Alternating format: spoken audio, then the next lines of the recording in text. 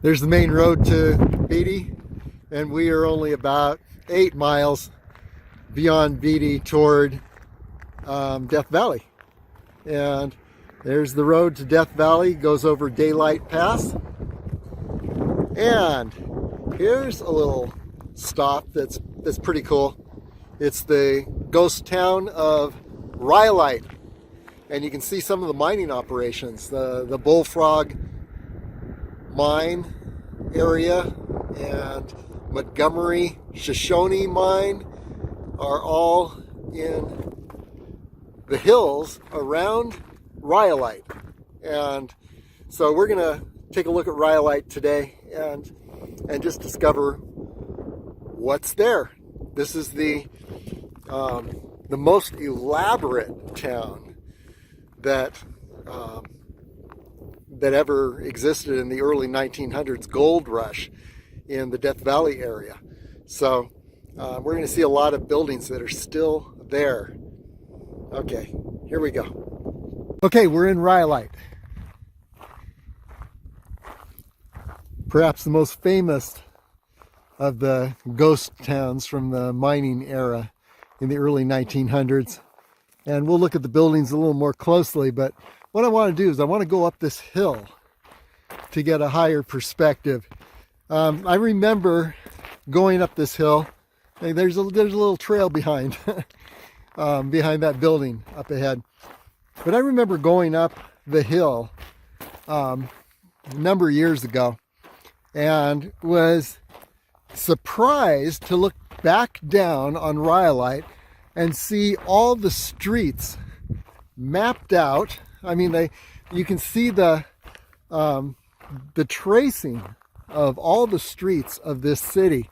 And so we're going to go up there and I'll give you a brief history of Rhyolite and why it's such an amazing ghost town from the mining gold rush era in the early 1900s. So here we go. By the way, we're in Nevada, just outside of Death Valley, about 8 miles from the town of Beatty. And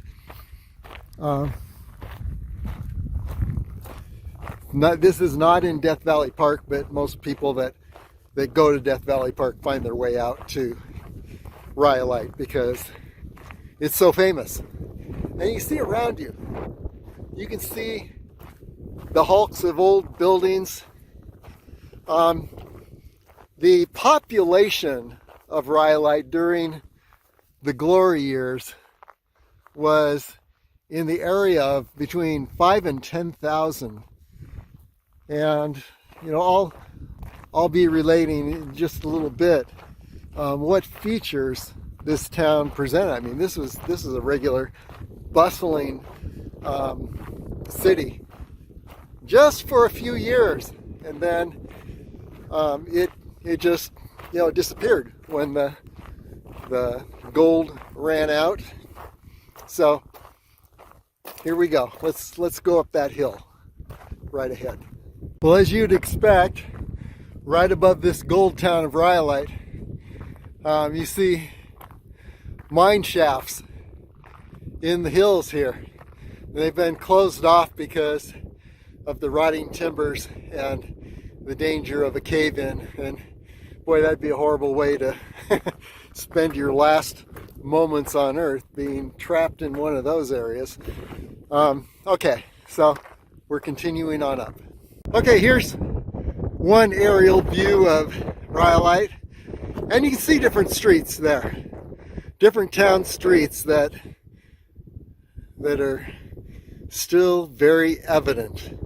And here is the railroad station, and we'll take a closer look at that and the other buildings. There's over in this direction the most famous building, 3-story Cook Bank building.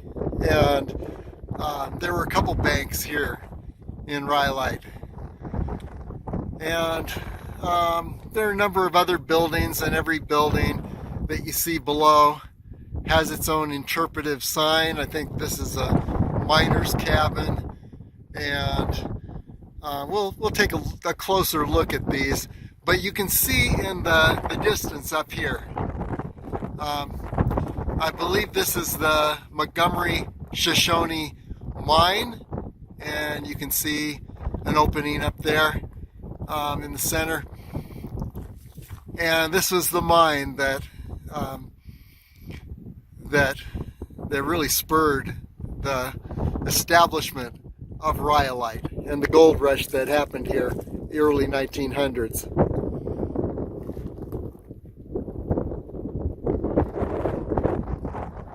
And the claim was called the Bullfrog Claim because the hills were just speckled with green and which is copper, and crystal, and because of that, quartz. Because of that, that was the telltale sign of gold in the hills, and that's what sparked this gold rush. So let's go a little further up in the hills here. We'll look down from another perspective. Mine openings like this all over the place. Most are closed. This one's open, but you still don't want to go in here because look at these rocks. They're just waiting to fall. And you disturb anything and it could ruin your whole day. But let's just go a little ways into it and get some good shots of the mine.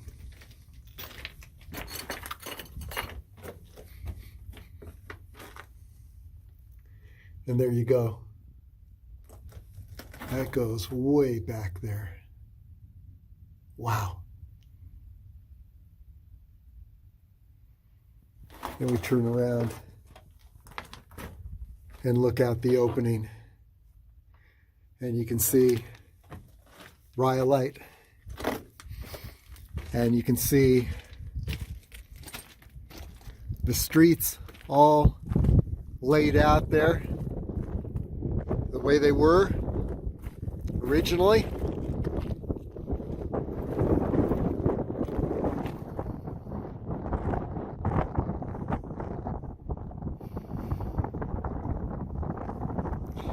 And the hill up above, the Montgomery Shoshone Mine area.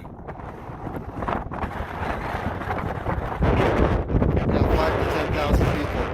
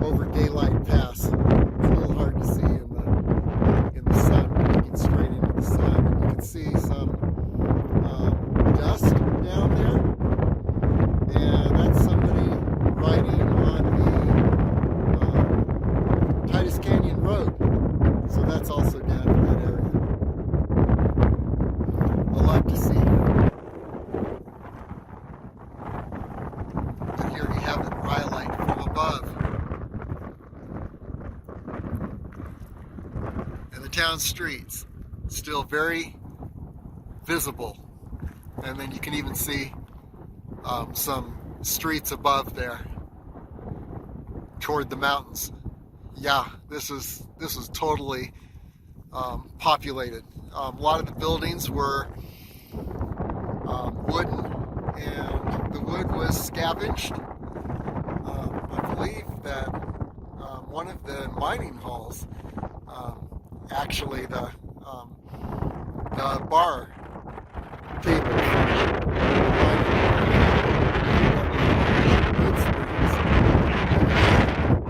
so pieces ended up all over the place. The only thing that remains is the fact that there were some concrete buildings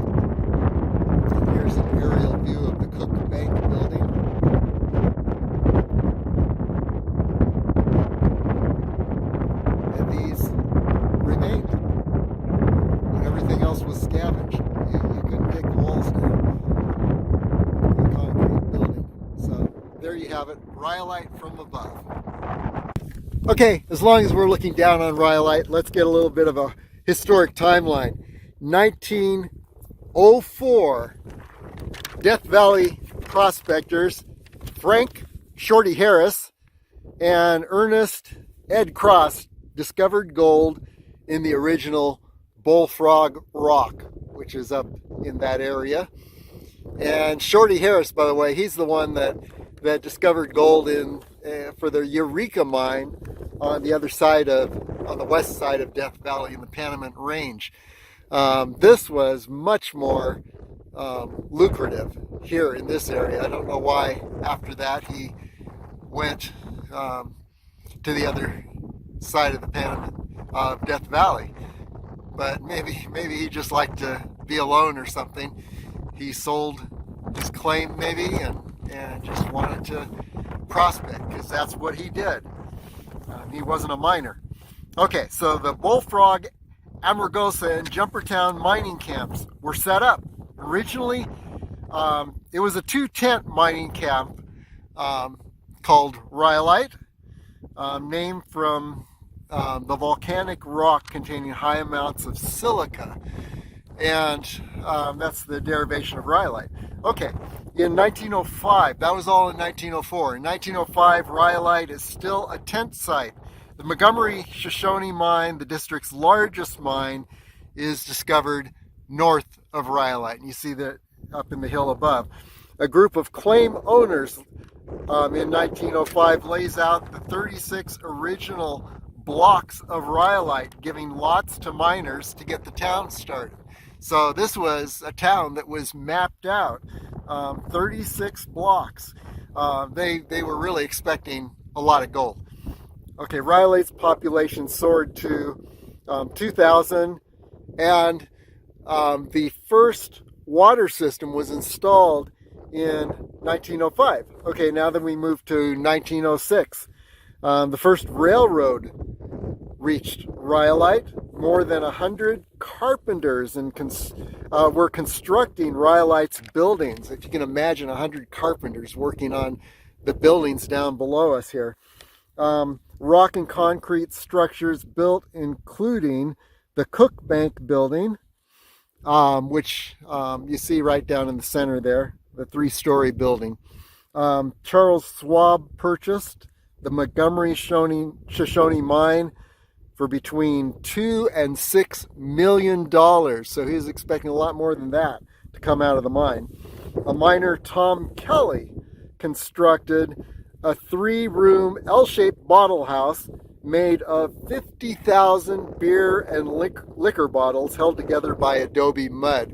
So that gives you an idea how much liquor was consumed. And the Tom Kelly bottle house is right down in this area below us. We'll take a closer look at all these buildings in a little bit. 50,000 beer and liquor bottles. Okay, that was all in 1906. In 1907, Rhyolite's electricity was turned on. So this was a real bustling city at that point. Water mains were installed, enabling indoor plumbing. The Las Vegas and Tonopah Railroad ran a spur line into Rhyolite.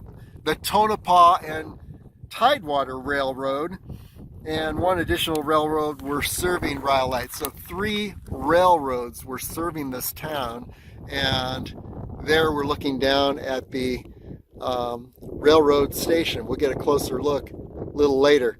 But yeah, 3 railroads supplying this town. Wow, that's a lot. Okay, so anyway, the Montgomery Shoshone Mine was processing in 1907, was processing about 300 tons of ore each day. Wow. At its new mill, including a crusher, 3 huge rollers, and over 12 cyanide tanks, and a reduction furnace. All these were for processing the ore. The ore brought $16,000 in gold per ton, $450,000 in the early 21st century dollars, by the way. And that's per ton, $16,000. So very, very amazing. Rhyolite's population soared to about 10,000 in 1907. Well, then financial panic set in with the San Francisco earthquake of 1906. And remember, a lot of the financiers of these gold mines and towns were based in San Francisco, and the whole city was pretty much leveled in 1906. And the mines in this area began to close at that point.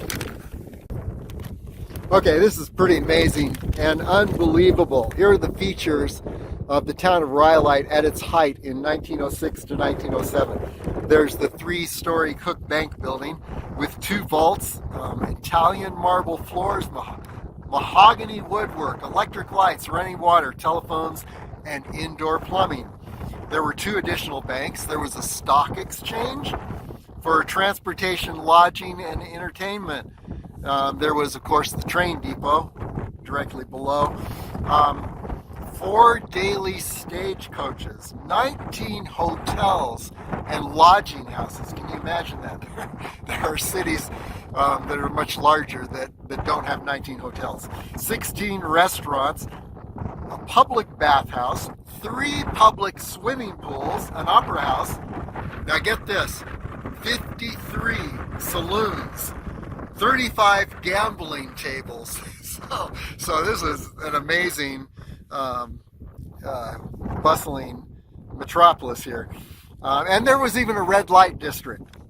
Okay, for shopping services, there were stores, barbershops, there were 2 churches, a miners' union, ice cream parlor, weekly newspaper, the Rhyolite Herald. There was another daily newspaper, a cemetery, and the cemetery's down in that area. We'll see it in a little bit. 2 undertakers. And for public services, there was a school with 250 children. There were police and fire departments, 3 hospitals, and a jail. And then for the public infrastructure, there were 2 electric plants, concrete sidewalks, telephone and telegraph lines, an ice plant, machine shops, and foundries. Okay, just a quick aside. This looks like one of those 4-wheel drive commercials. As you see this vehicle going straight up the side of this hill. I don't think I'd even try that. I don't think he's going to make it much further than he is right now before he starts coming back down. Hopefully he's not going to come down sideways or backwards. Boy, that looks like a frightening thing to attempt to head up this hill. Anyway, okay, that's just a quick aside. Oops, he's backing down. Smart guy. Okay, back to Rhyolite. At its height for social activities, as between 1906 and 1907, they had baseball games, tennis, dances, a symphony, and an opera, Saturday night variety shows, and pool tournaments, of course. Okay, so here's the continuing timeline and the beginning of the downfall of Rhyolite. Remember, in 1906, San Francisco was leveled by the earthquake, and that's where the financing came for the Shoshone, Montgomery Shoshone Mine, and for the town of Rhyolite. And in 1908, the Montgomery Shoshone Mine was running out of ore.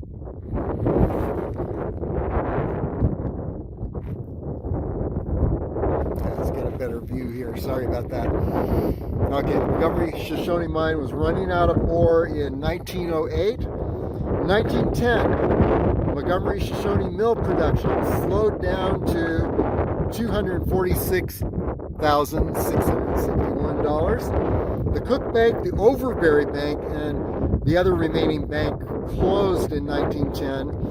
The Porter Brothers store closed. Rhyolite's population dropped to 675. Now remember, in 1907, just 3 years earlier, there were 10,000 people in this town. 3 years later, it was 675. In 1911, the Montgomery Shoshone Mine and Mill closed. In 1912, the last remaining newspaper shut down. In 1913, the post office closed, and the scavenging of rhyolite was underway. Eventually, the Miners' Union Hall became Beatty Old Town Hall. The school in Beatty is constructed from scavenged rhyolite materials. A saloon countertop is relocated in Good Springs, Nevada, in the Pioneer Saloon. And in 1914, the train depot closed. In 1916, Rhyolite's electricity was turned off and the lines were removed. So wow, 1916, that's only 10 years after there were 10,000 people in this place. Okay, moving on. By 1917, Rhyolite was nearly abandoned. In 1919, the postmaster H.D. Porter, the former owner of Porter Brothers store, left Rhyolite. In 1920, only 14 residents remained in Rhyolite. Just 15 years after that 10,000 boom. Okay, in 1925, now we see the rebirth of Rhyolite as a tourist area. In 1925, Paramount Pictures restored the bottle house for the filming of Airmail.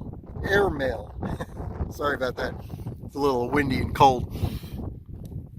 In the 1920s and 30s, Rhyolite became a tourist destination. The Caboose House, and we'll see that a little later. That's up by the railroad station. It was used as a gas station. The train depot became a casino, bar, and souvenir shop, lasting until the 1970s. And I think I visited this as a kid at that time. 1984, and here we're gonna take a look at the artwork in Rhyolite. The Last Supper sculpture by Belgian artist Albert Suskowski was installed in Rhyolite's outdoor sculpture garden, which is right below. Let's take a look at it. We'll go down there in a bit. But it's right down in the area down here.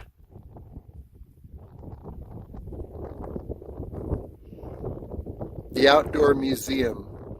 And by the way, over this direction, there's the Tom Kelly bottle house. Okay, so the sculpture of the Last Supper was created by this Belgian artist, and it became the Goodwill Open Air Museum, Goldwell Open Air Museum.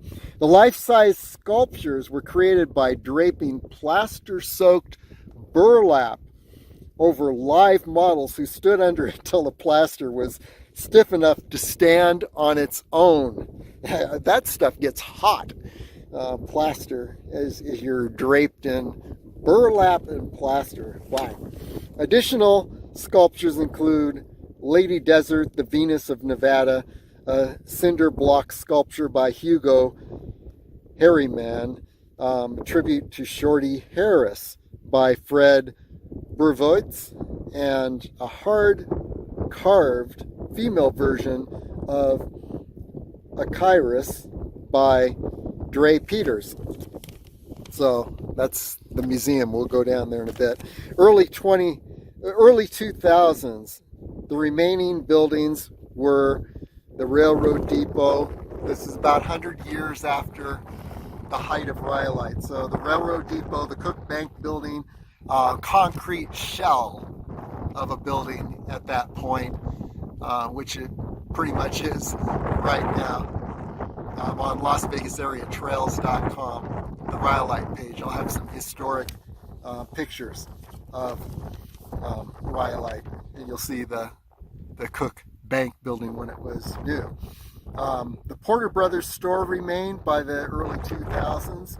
The school, Tom Kelly's bottle house, and an aerial view of the old streets still shows Rhyolite as it had originally been laid out. So there you have it. Rhyolite, Nevada, the most successful mining town in the Death Valley area. Okay, let's go down into Rhyolite and take a closer look at these historic buildings. As long as we're up on this hill above Rhyolite, a couple more mine shafts. Here's a little more vertical of a mine shaft, and then there's one up here. This one. So all the rock around us is loose rock.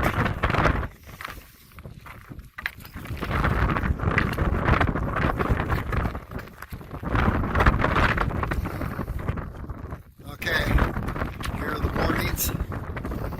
Unsafe mine. Stay out, stay alive. And a lot of these mine shafts, you know, they may look tame enough, but you could be walking around in there and all of a sudden it goes down vertical, and that could certainly be a career-ending move for you. Let's take a closer look. We won't go in this one, but you can see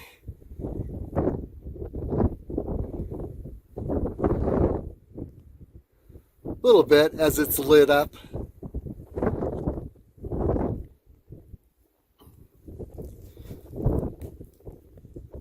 I'm gonna pause the video here and read this.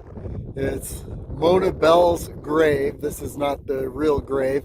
She was a prostitute and very colorful history. Ended up here in Rhyolite. And here you see the decorated grave. Mona Bell's grave. Yeah, you can pause the video and read about this. This is the Rhyolite Jail. Let's take a closer look. That looks like an iron door there. Yeah, no one's getting out of there.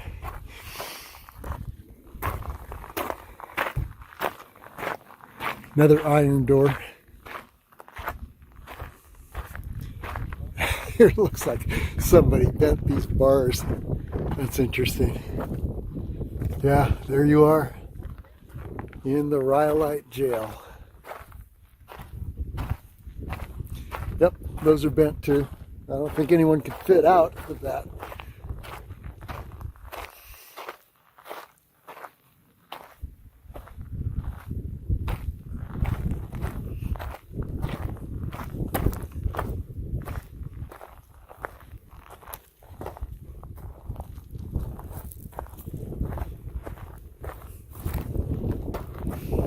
There you have it, Rhyolite Jail.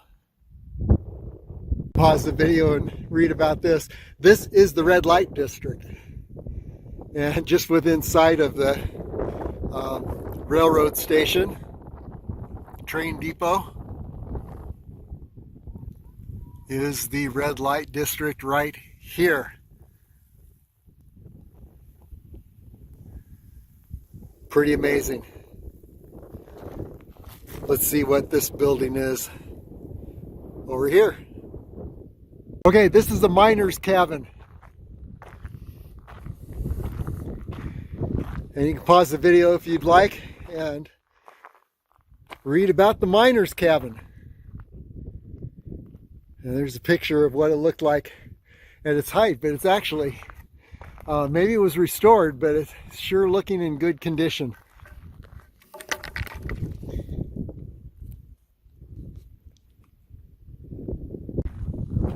And here you have the front door. So there were a number of lots in Rhyolite that were sold to miners to establish the town. And I guess they built structures like this on those lots. Doesn't look too bad in there.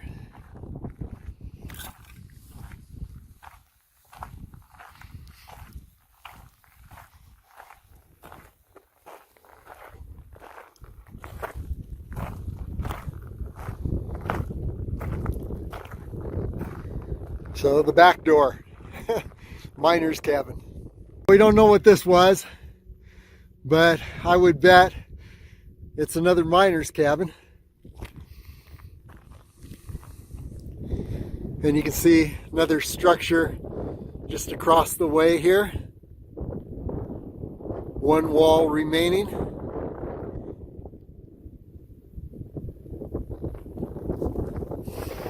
And then some leftovers in this ditch.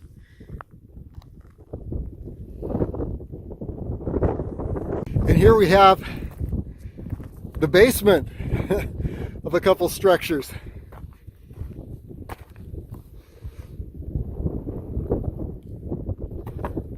We'll get around the other side where the sun's not shining into our eyes. And there's a remaining wall that still stands. Here's a better look. There's that wall. And remember, this is pretty much where the red light district was. Right in the area where the jail stood. So it's interesting. They had the jail right next to the red light district. A miner's cabin.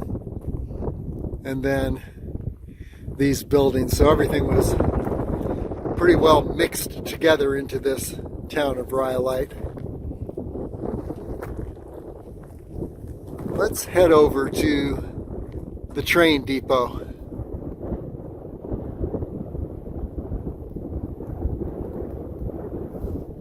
Well, pile of cans as we're walking through Rhyolite. Yeah, you can see the old remains of, that looked like one of those has a little can opener. Opened it. Look at that. Looks like it was opened yesterday, except it's so rusty.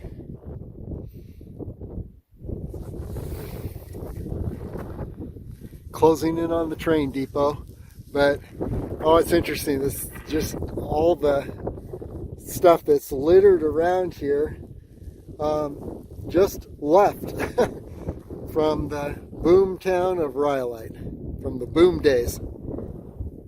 It's interesting, in the public works that I quoted here in Rhyolite, yeah, electric power companies, water company.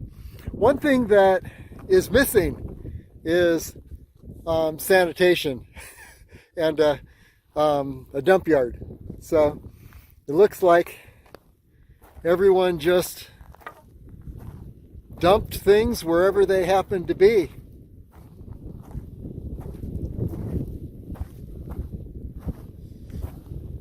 Maybe they had floors in their, under the floorboards of their house.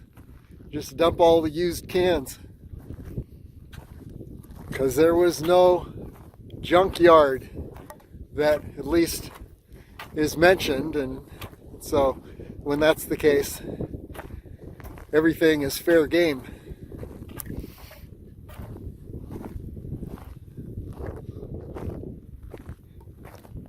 Closing in on the best preserved, rebuilt structure which is the train depot. I can remember walking through here in the 70s when it was a souvenir shop and a bar,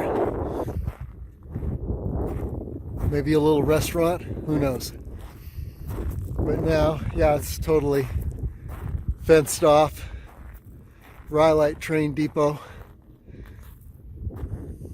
Maybe it'll be restored and opened up again, or maybe they just want to make sure that people don't vandalize it. The tree's still standing. Landscaping still intact.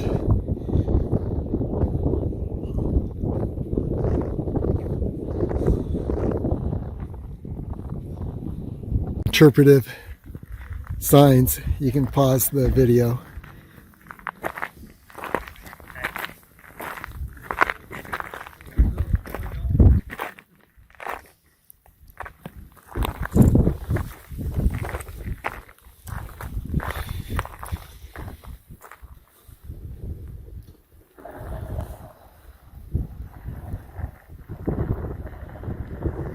And here's that caboose that for some time was a gas station during the 70s. And boy, I can remember running through this as a kid.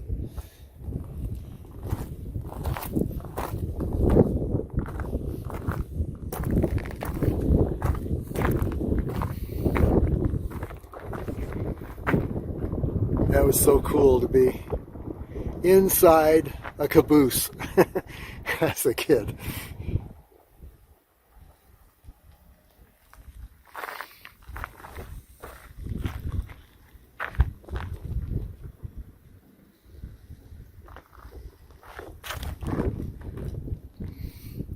Yeah, in its glory days when it was hitched to a train. This would be a pretty nice little apartment to live in.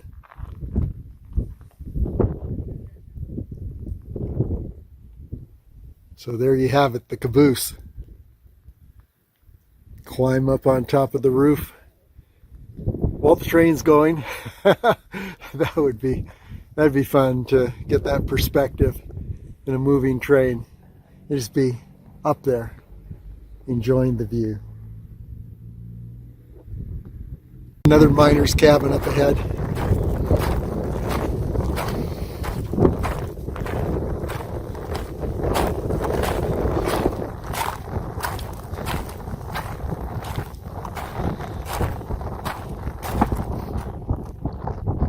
Okay, closing in on the financial district. Here's the Cook Bank building. Closer look.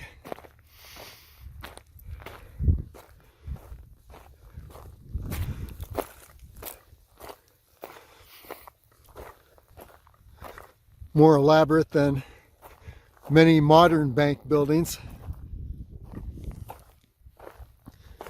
Because back then people actually used the bank as a financial center, and now we do our deposits electronically. Maybe don't even go to the bank anymore. There it is, Cook Bank building. And there's the looks like B, D, and LD Porter, the general store, I believe. 1906 as the heyday of Rhyolite. This may be the Overbury Bank building. We'll see it.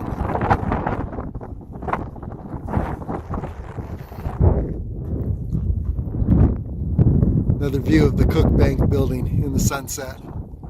Okay, closing in on another building, and all the interpretive signs are in front, so we'll circle around, see what this is.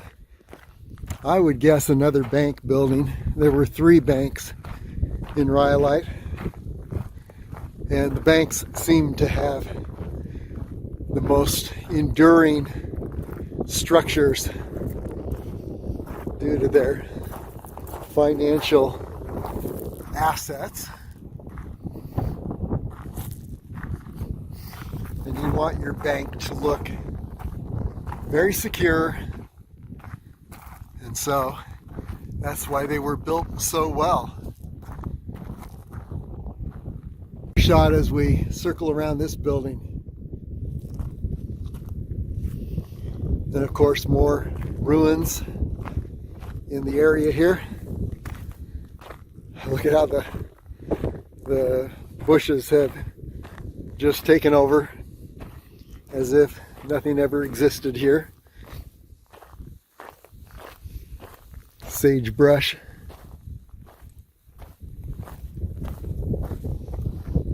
And here's another building. We don't know what this is, but hey, maybe we can find out.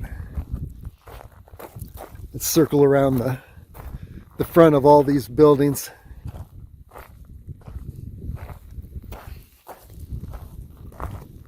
Look at that. The stonework there. Pretty amazing. Little hideaway room down there. Maybe that's where a bank vault was. Who knows?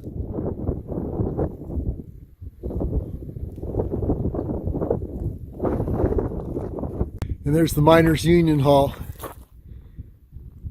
And you can pause the video and read all about it and see what it looked like in its heyday.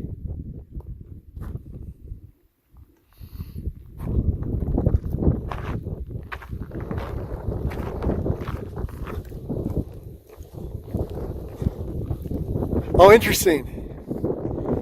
This here was the school. 250 children in this school. Very amazing. And 2 floors. So it wasn't a bank building. Pause the video and read about the schoolhouse. Rhyolite Schoolhouse. And there's a picture of some of the kids standing in front of the school. Okay, closing in on Porter Brothers store. And pause the video and read about the store. See what it looked like in its heyday. H.D. and L.D. Porter, 1906.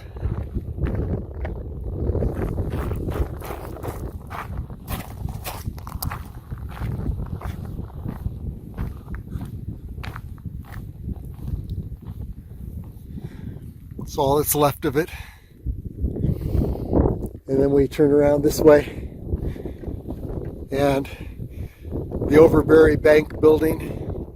Pause the video and read about the building and see what it looked like in its heyday. And this is what's left. Cook Bank building again from another perspective.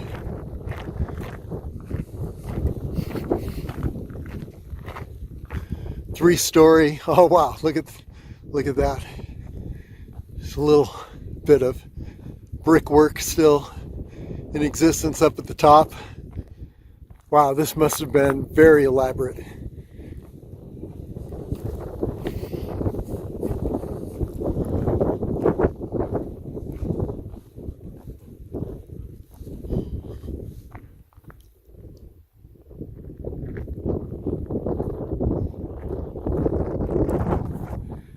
And you can pause the video, read about the Cook Bank building, and see what it looked like in its heyday.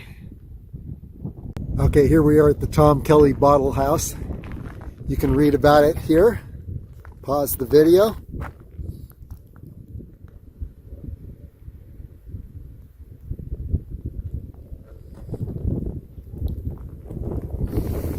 Looks like it's closed off at the moment, but 50,000 beer and liquor bottles connected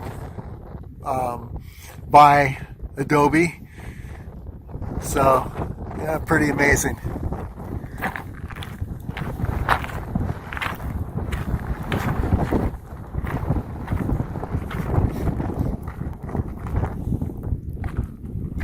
Actually, that wasn't a bad idea, because those bottles probably served as very good insulation in both in the winter cold and in the summer heat.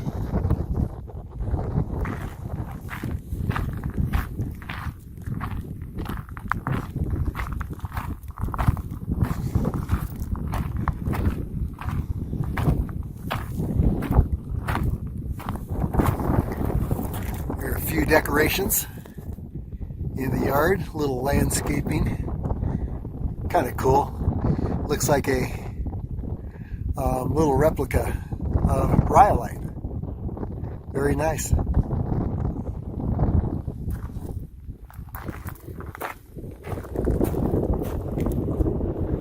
And another view of the Tom Kelly bottle house in the setting sun. Yeah, we can't go in. It's all, must be after hours for Tom Kelly's bottle house. Approaching the Goodwill open air museum now. And the Last Supper sculpture. There you see the head. Remember, made of burlap, soaked in plaster, and then draped over live figures. Or live people, actually, to create these figures.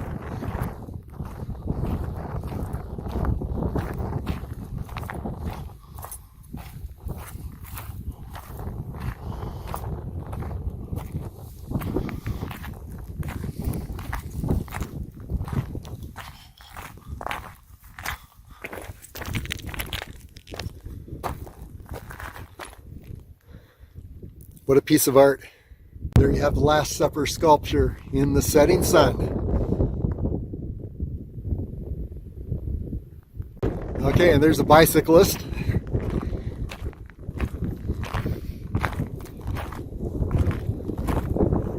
Old bicycle. And a sculpture commemorating the miners in the area. Prospectors. Maybe this is the one for Shorty Harris, who knows.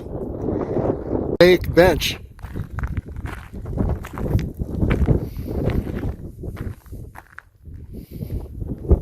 And your guess is as good as mine as to what this is. Maybe you can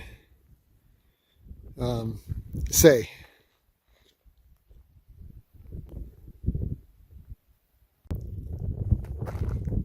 Maybe these are the miners in one of their union meetings. Who knows? But it's very creative. Even have one sitting on the bench here.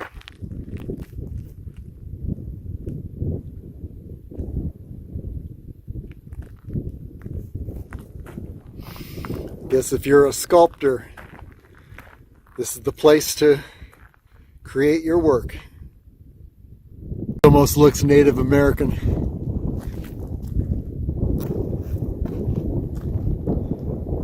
Very beautiful.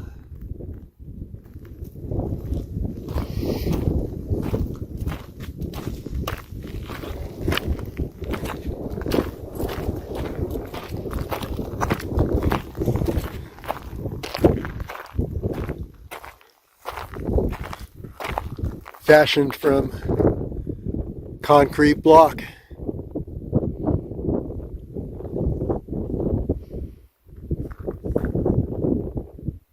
There you have it, the Goodwill Open Air Museum. And here's a shot of the Last Supper from behind in the setting sun. And it's time now to make a beeline back to Las Vegas. So here we go.